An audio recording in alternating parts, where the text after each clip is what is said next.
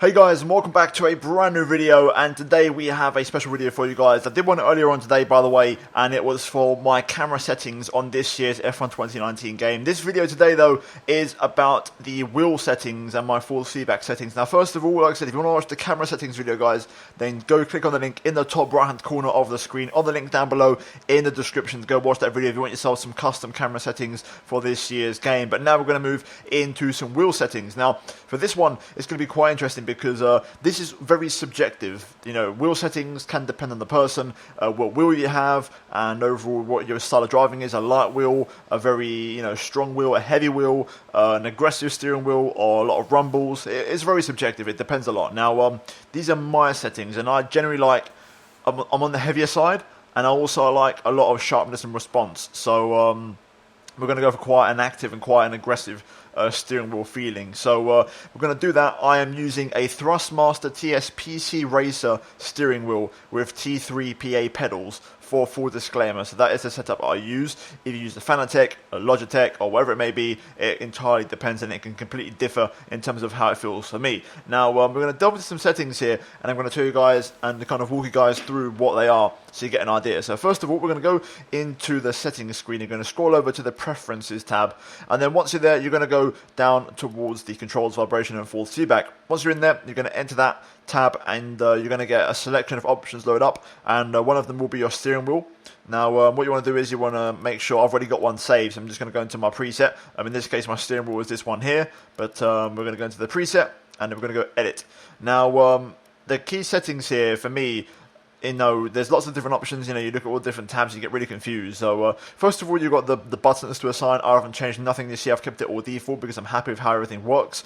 In terms of the custom control scheme, here you can change all of these settings. Now, personally, all of these for me don't really change anything. So, for example, I don't need to change none of these settings to really make a different feeling with the steering wheel. Now, what I mean by this is, for example, dead zone delays the turning on the steering wheel. So, for example, if you like your wheel to turn in late for some reason, or you've got maybe an issue with your steering wheel, then dead zone, if you put that on, basically, let's say you put it on 10%, let's assume the wheel turns 100% of the rotation to one side, nothing's going to happen. So unless you go past 10%. So, for example, you could turn the wheel within the 10% of range, 10 degrees of rotation angle, and nothing's going to happen. So if you want a bit of dead zone, that's up to you. Personally, I don't know dead zone. I don't know why I would run it. Linearity is different though. Linearity is kind of in between dead zone and normality. So linearity, what it does is, if you run it at, let's say, 50%, for example, what will happen is you will turn in, and at first, if you look at the bottom where the steering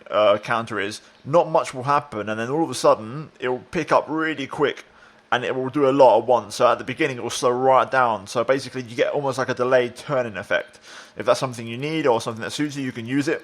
I don't use none of it. Steering saturation is the opposite, so it's the aggression. So if you turn it up, what will happen is the steering wheel will do a lot more at first and then less towards the end. So if you like a more aggressive style, really aggressive style of driving, then that's for you. Also, if you've got problems with your steering wheel, with delays, then that's what you can have. And then we've got the same for throttle and brake as well. Dead zone, linearity, and saturation, the same effect for both of the pedals. Again, that's entirely up to you and what you prefer. Personally, I've got no issues with my pedals on my wheel, so there's no need for me to run any different settings. Again, if you've got Fanatec pedals, for example, which are quite different, quite strong, then maybe some of these settings might help you. But me personally, I don't need none of these. Now, in terms of the vibration and force feedback, this is when it's quite interesting, and this can also be a bit of a game changer. Now, first of all, vibration and force feedback, of course, we want that on. We don't want to turn it off because it's absolutely pointless. Otherwise, you're going to have no feeling in the steering wheel. Now, vibration and force feedback strength, this one is very subjective. I like it maxed out. Like I said, I'm on the heavier side. I like a heavy wheel. And I like to get all the little bumps in the road and all the little bits of force feedback that I can feel when tires are slipping or, drifting, the rear end not sticking, the front understeering, whatever it may be. I like to feel all the details, so I like it at max strength and max heaviness to really understand the car and how it's working. That's entirely up to you. By default, it's at 100. I turn up to 150. In terms of these other three things, these are subjective again. We've got on-track effects. So, for example, these could be marbles. These could be drifting the car, the back end, oversteer, understeer as well, and basically debris on the track. Anything that could be on the actual racing line / the tarmac.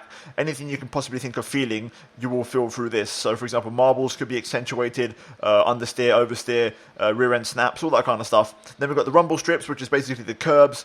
Again, this depends entirely how you like it. I would run this heavier, but because I do career mode and I speak and talk live into the microphone whilst I'm recording, I don't want the rumbling sound to overpower me speaking into the microphone, so I'll run it at 20. If I wasn't doing that, I'd probably run it at around 35, 40. That's more or less where I'd run it. I'd run all my settings around 40, to be honest. That's kind of like the ideal setting for me. Off-track effects, in case I go off again, there's a lot of rumbling, with the gravel, the grass, and also the asphalt as well. So me personally, I have it a little bit lower, so the vibration isn't as much and you can't hear it through the microphone so much. But again, I'd run it around 35, 40, and it'd be the same for all these settings, so it's consistent amongst all three, so you know where you are. Wheel damper is interesting because this one, it says the strength of the tire forces through the wheel. This one, I'm not sure if it's just me on my wheel, but I don't feel much, or literally nothing. I don't feel nothing with the setting. I've experimented with 0, with 100, 50, 25, 75, and I genuinely can feel like the slightest of hardly any differences. And the wheel damper at 100, all I get is a bit more heaviness at slow speed. That's literally it. At lower speed, maybe the wheel's a little bit heavier, and the change of direction is a bit slower because the wheel feels heavier. That's it. But it literally, if I changed the settings and you didn't know about it, I don't think you'd notice. You might feel it's a little bit heavier, but it's so minimal. I leave it on 0 because I want to have the least weight possible on the wheel, and I want to have all the feeling come through the force feedback and the vibration and all the changes of direction. So this one could be different for you depending on your wheel. Maybe you do feel something. I personally don't get much of a feeling from this when I change the settings, so I leave it on 0. And then finally, Understeer Enhance is on for me. Again, this is subjective, but I like it because it tells you where the limit of the grip is.